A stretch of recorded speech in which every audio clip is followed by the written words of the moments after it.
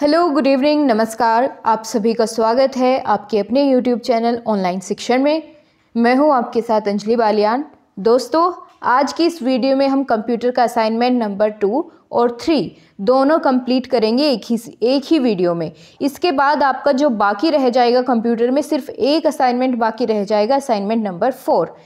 Assignment number 1 में इससे पहली वीडियो में कंप्लीट करा चुकी हूँ। अगर आपने नहीं देखी है तो आप प्लेलिस्ट में जा कर के देख सकते हैं। तो चलिए दोस्तों, आज की इस वीडियो में हम 2 असाइनमेंट पूरे करेंगे, 2 और 3। ठीक है, बाकी फिजिकल एजुकेशन के भी मैं 2 से 3 असाइनमेंट आपको प्रोवाइड कर चुकी हूँ। और चलिए अब इसको शुरुआत करते हैं। और हाँ गाइज, मैं आपको एक और इन्फॉर्मेशन देना चाहूँगी। यदि आप में से किसी को भी अपना कोर्स 100% पूरा करने में कोई प्रॉब्लम हो रही है तो कमेंट बॉक्स में ज़रूर बताएं, क्योंकि मैं इसके रिगार्डिंग एक वीडियो आपको प्रोवाइड कर चुकी हूँ।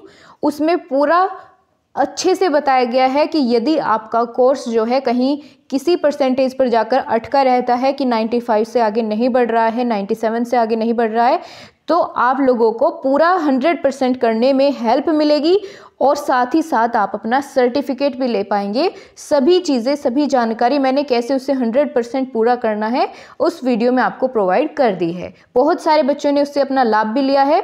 तो आपको यदि ऐसी कोई प्रॉब्लम है, आप उससे सॉल्यूशन पा सकते हैं। चलिए अब बिना किसी देरी के हम दोनों असाइनमेंट को फटाफट से पूरा करेंगे।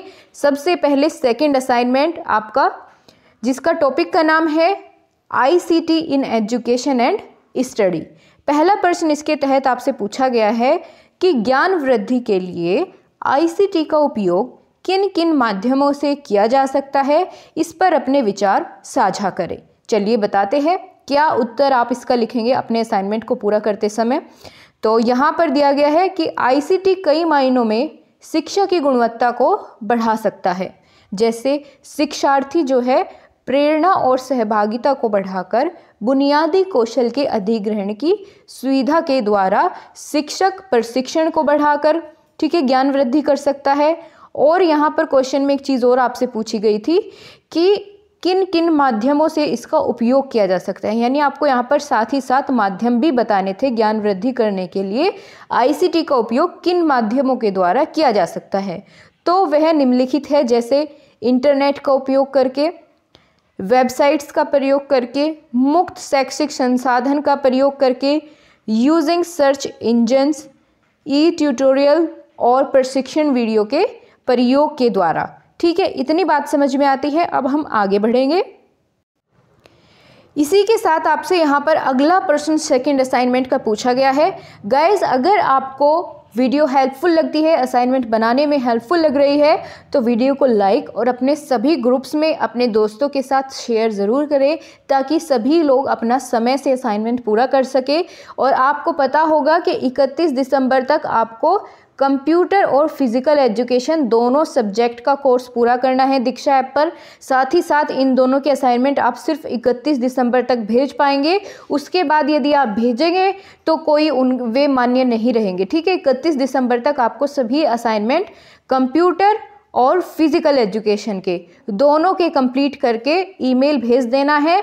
और बात करें तो प्रोग्रेस की, वो मैंने आपको बता दिया है कि यदि कोई भी प्रॉब्लम है आप उससे सॉल्यूशन, उस वीडियो से सॉल्यूशन उसका पा सकते हैं। ठीक है, अब चलिए सेकंड क्वेश्चन देखेंगे, जिसमें पूछा गया है शिक्षा वितरण के लिए आईसीटी का उपयोग किन किन माध्यमों से किया जा सकता है। शिक्षा वितरण के लिए आईसीटी का उपयोग निम्नलिखित माध्यमों से किया जा सकता है। जैसे पहला है smart class and digital black board, जो स्कूलों में प्रयोग किया जाता है, और creating and using slide presentation with projectors, education audio videos modules, जिनमें एनिमेटेड भी हो सकती है और नॉन एनिमेटेड भी। जैसे आपने अपनी फिजिकल एजुकेशन की या फिर आर्ट्स की वीडियोस देखी होगी एनिमेटेड, जो आपको दीक्षा ऐप पर प्रोवाइड की गई है, तो उसी की बात यहाँ पर की गई है। Online e labs, online classes, e library, e museum, delivering distance education through. ठीक है, ये आपका सेकंड क्वेश्चन का आंसर इसी के साथ पूरा हो जाता है। एक और पॉइंट यदि आप चाहे तो इसमें लिख सकते हैं digital online service ODL mode. ठीक है, अब चलिए तीसरे प्रश्न पर चलेंगे और साथ ही जो आपका सेकंड असाइनमेंट है उसका तीसरा प्रश्न पूरा करेंगे, जिसमें आपसे पूछा गया है शिक्षा के क्षेत्र में इंटरनेट का प्रयोग एवं अनुप्रयोग हेतु अपने विचार साझा करें कि शिक्षा के क्षेत्र में इंटरनेट का प्रयोग कैसे कर सकते हैं।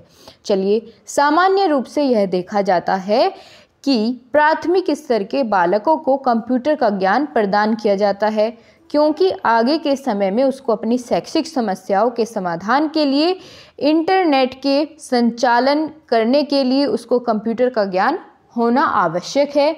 इंटरनेट के माध्यम से वर्तमान समय में शिक्षक नवाचारी शिक्षण विधियों के बारे में ज्ञान प्राप्त कर सकता है। अमेरिका की शैक्षिक व्यवस्था की अच्छाइयों का ज्ञान भारत में बैठा हुआ शिक्षा शास्त्री प्राप्त कर सकता है। किसकी हेल्प से? इंटरनेट की हेल्प से। इस प्रकार शैक्षिक व्यवस्था के प्रत्येक अंग के लिए इंटरनेट का प्रयोग किया जाता है। ठीक है, तो इसी के साथ ही आपका सेकंड असाइनमेंट पूरा हो जाता है। अब चलते हैं थर्ड असाइनमेंट जो आपका दिया गया है। टॉपिक का नाम है ICT इन स्कूल मैनेजमेंट। ठीक है, इसका पहला प्रश्न आपके सामने है, विद्यालय प्रबंधन में ICT का क्या महत्व है, अपने शब्दों में समझाइए।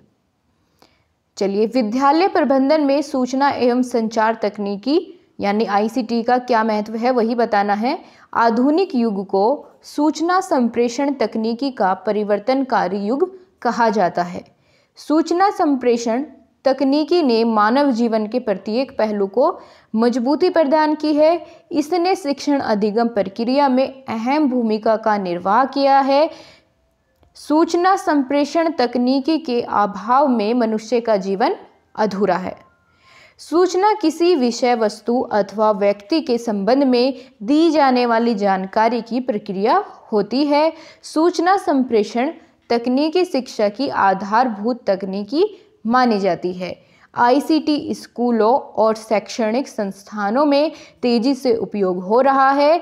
ICT विद्यालय प्रबंधन में भी भूमिका निभा रहा है और विद्यालय प्रबंधन में भी निम्न रूप से ICT महत्वपूर्ण भूमिका निभा रहा है। कौन कौन से बिंदु है जिससे यह पता चलता है कि ICT जो है विद्यालय प्रबंधन में भी प्रयोग किया जाता है। जैसे पहला यहाँ पर दिया गया है, using online service tool, online सेवाओं का उपकरणों का उपयोग। आगे बढ़े, दूसरा बिंदु है using school management software application tools, school प्रबंधन सॉफ्टवेयर एप्लीकेशन टूल्स का उपयोग करना। और ICT इन ऑफिस वर्क, कार्यालय कार्यों में भी ICT का प्रयोग किया जाता है। कैसे किया जाता है?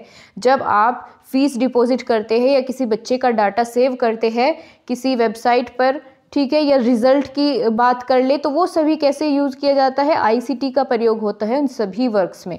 ठीक है, अब यहाँ पर अगला बिंदु है स्कूल और छात्रों, स्कूल स्टाफ आदि के बीच संचार के महत्व भी है। ठीक है, और प्रश्नों और समस्याओं उन्मूलन के लिए ऑनलाइन शिकायत पोर्टल भी इसमें प्रयोग किया जाता है ICT के तहत।